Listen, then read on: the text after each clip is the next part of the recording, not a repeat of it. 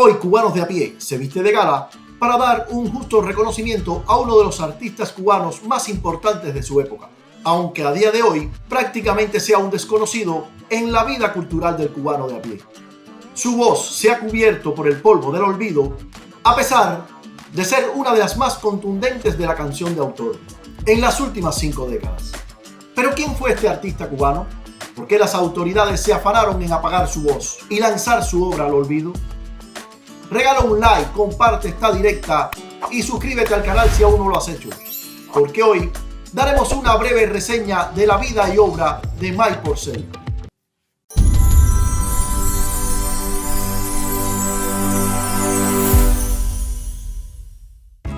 Michael Charles Porcel Enríquez nació en La Habana, Cuba, el 13 de abril de 1950. Inició su formación musical en el Conservatorio Fernández Vila, bajo la tutela de grandes e influyentes figuras de la música cubana de aquella época, Leopoldina Núñez y Alfredo Díez Nieto, entre otros. Mike, como más tarde se le conocería, comenzó su vida profesional a los 18 años, cuando en 1968 se integra al grupo de rock Los Dada, una de las bandas cubanas más polémicas y vanguardistas de aquella época. Allí, junto a grandes como Pedro Luis Ferrer, tocó la guitarra y compartió labores de canto. Por aquella instancia ya se afloraban sus dotes de gran compositor. 2 años más tarde, abandonó la banda y comenzó su vida profesional en solitario. A principios de los años 70, Mike se había presentado en los principales teatros de Cuba. Había compuesto música para diferentes obras de teatro estudio y al mismo tiempo había trabajado con Vicente Revuelta poniendo música a varias obras de Bertolt Brecht. En el año 1974 crea junto a Carlos Ruiz de la Tejera el espectáculo Que hablen los poetas, en una combinación de música, actuación y poesía. Por aquella época, Mike realizó la orquestación del primer disco de larga duración de Amaury Pérez, Acuérdate de Abril, en 1976, y Versos de José Martí en 1978. Como gran admirador de la poesía martiana, Mike pondría música a algunos de sus principales poemas, como Mi Caballero, Ismaelillo, A Bordo y Abril.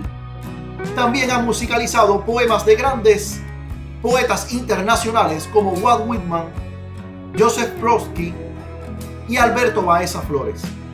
Su música se escuchó en la voz de intérpretes como Nacha Guevara, la cual interpretó canciones como Ay del Amor, Diario y Don Carlos. Además, Argelia Fragoso tuvo gran éxito con la interpretación de la canción En busca de una nueva flor. En 1976, Mike cofundó la banda de rock progresivo Síntesis, hasta día de hoy un proyecto nunca antes hecho en Cuba. Mike era el director musical de este grupo y es muy evidente su influencia en los inicios de la banda. Debido a diferentes conflictos artísticos con el resto de la banda, Mike decide dejar el grupo en el año 1979. En el año 1980, debido a grandes discrepancias con el gobierno comunista totalitarista de Cuba, Mike tomó la decisión de abandonar el país. Y sin perder un segundo, el régimen de la isla articuló una serie de actos de repudio, represión y bajezas contra Mike y su familia. Mike contó sobre la acción represiva que sufrió. Durante el acto de repudio, yo vi los que estaban afuera por las rendijas. ¿Quiénes viste? Bueno, yo vi a Silvio Rodríguez, vi a Pablo Milanés, Eduardo Ramos, que hace poco... Director del grupo de Pablito. Y que se disculpó. Fue el único que se ha disculpado antes de morir. Inmediatamente la obra de Mike fue prohibida y borrada de la escena musical cubana. Se le negó el derecho a trabajar en cualquier actividad cultural y se le prohibió participar en programas de radio y televisión, al mismo tiempo que se le negó el permiso para salir de Cuba.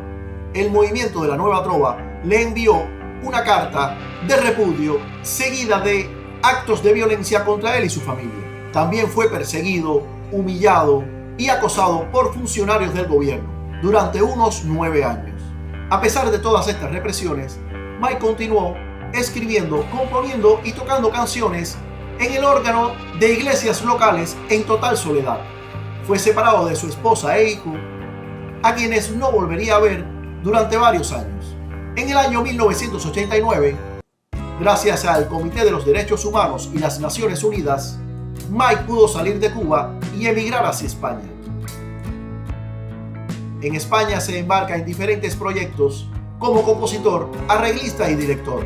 También crea Que hablen los poetas 2, compone música para programas de televisión y comienza a actuar con Miss Baeza y el actor español Francisco Rojas en diferentes ciudades de España y Bélgica. En 1994 llega finalmente a los Estados Unidos. Mike ha permanecido activo en la vida musical. Ha participado como compositor, intérprete o director musical en numerosos espectáculos, obras de teatro y series televisivas tanto en los Estados Unidos como en España. Los realizadores Fernando Fragela y José Luis Aparicio se encargaron de rescatar esta triste historia en el documental Sueños al Pairo, donde se expone todos los vejámenes que le tocó sufrir a este gran artista cubano, así como la relevancia de su obra. Como era de esperarse, el ICAI censuró la exposición del filme en la isla, argumentando incomprensiones políticas e ideológicas. Y de esta manera ponemos punto final a la entrega de hoy. No sin antes pedirte que regales un like, que compartas este material y te suscribas al canal. Así juntos podremos recorrer los censurados y repudiados caminos que nos ha tocado andar a los cubanos de a pie. Muchas gracias.